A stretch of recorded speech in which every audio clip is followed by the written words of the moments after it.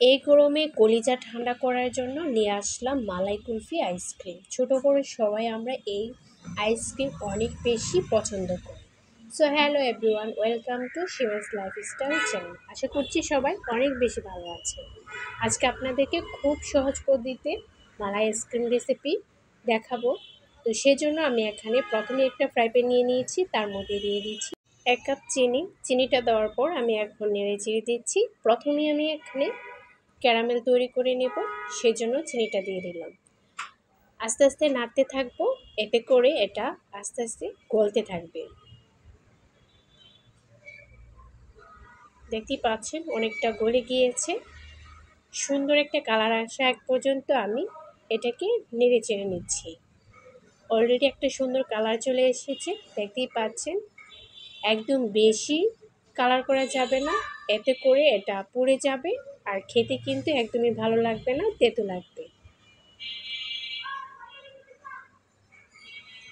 তো দেখতেই পাচ্ছেন ক্যারামেলটা খুব সুন্দরভাবে তৈরি হয়ে গিয়েছে। জাস্ট একটু সুন্দর কালার আসলে আমি এটাকে উঠিয়ে নেব।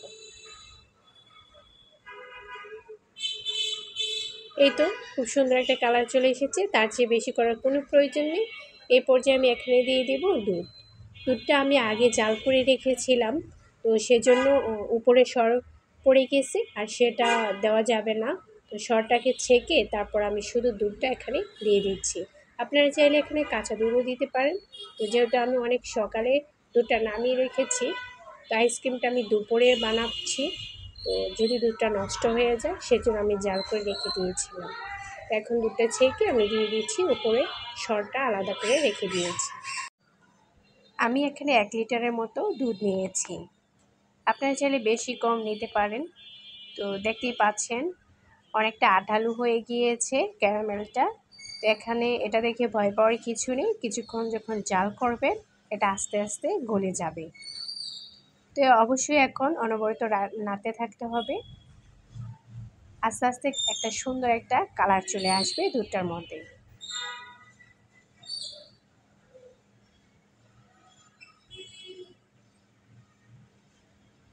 দেখুন অনেকটা গলে গিয়েছে,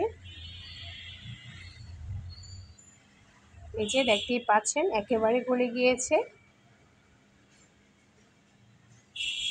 তো আমার দুধটা অনেকটা গাঢ় হয়ে গিয়েছে। এই পর্যায়ে আরেকটু গাঢ় করার জন্য এখানে আমি কর্নফ্লাওয়ার 1.5 টেবিল চামচ দিয়ে একটু পানি দিয়ে মিশিয়ে নিয়েছি, তারপর এখানে দিয়ে দিচ্ছি। কিছুটা ঘন হলে তারপর আমি এটাকে উঠিয়ে নেব। কর্নফ্লাওয়ারটা দেওয়ার পর সাথে সাথে নাড়তে হবে, না হয় দলা পেকে যাবে। দুধটা যখন দেখবেন 1 লিটার থেকে প্রায় হাফ লিটার হয়ে গিয়েছে এই পর্যায়ে, তো এই পর্যায়ে আমি এটাকে নামিয়ে নেব। তার চেয়ে বেশি ঘন করার কোনো প্রয়োজন নেই। এখন আমি উঠিয়ে একটা সাইডে রেখে দেব ঠান্ডা হওয়ার জন্য। তো এখানে নিয়ে নিচ্ছি একটা আইসক্রিম বক্স, আর দুধটা যখন ঠান্ডা হয়ে গিয়েছে তখন আমি এটার মধ্যে দিয়ে দিচ্ছি। বাচ্চারা এই আইসক্রিমটা অনেক বেশি পছন্দ করে, তো এটাকে আরও বেশি পছন্দ করার জন্য আমি একটু ভ্যানিলা ফ্লেভার এসেন্স দিয়েছিলাম, তো সেটা দেখাতে ভুলে গিয়েছি, ক্যামেরাটা অফ ছিল তখন। তো বাচ্চারা যেহেতু ভ্যানিলা ফ্লেভারটা অনেক বেশি পছন্দ করে, তো সেজন্য আমি এখানে ভ্যানিলা এসেন্সটা দিয়েছিলাম অল্প একটু। আপনারা চাইলেও দিতে পারেন, আবার না চাইলেও স্কিপ করতে পারেন। তো আমি সবগুলোর মধ্যে ঝাড়ের মধ্যে দিয়ে দিয়েছি। তো অল্প একটু রয়ে গিয়েছিল, সেটা আমি আরেকটা বক্সের মধ্যে রেখে দিয়েছি। এখন সবগুলো ক্যাপ লাগিয়ে আমি ফ্রিজে রেখে দিব প্রায় 7 থেকে 8 ঘন্টার মতো। এতে করে সুন্দরভাবে সেট হয়ে যাবে এবং দেখতে অনেক সুন্দর হবে। ফিরে এসেছি 8 ঘন্টা পর। তো আমি ফ্রিজ থেকে নামিয়ে 2 থেকে 3 মিনিটের জন্য রেখে দিয়েছিলাম, কারণ সাথে সাথে উঠানো যায় না, অনেকটা শক্ত থাকে তখন। তো আমি যখন রেখেছি আমি ভুলে গিয়েছিলাম যে আইসক্রিমটা আমি নামিয়ে রেখেছি, সেজন্য অনেকটা গলে গিয়েছে। আপনারা চেষ্টা করবেন 2 থেকে 3 মিনিটের মধ্যেই আইসক্রিমটা খুলে নেওয়ার জন্য। এই যে দেখুন অনেকটা গলে যাচ্ছে, তবে দেখতে কিন্তু অনেক অনেক লোভনীয় হয়েছে, খেতেও মাশাআল্লাহ অনেক ভালো হয়েছে।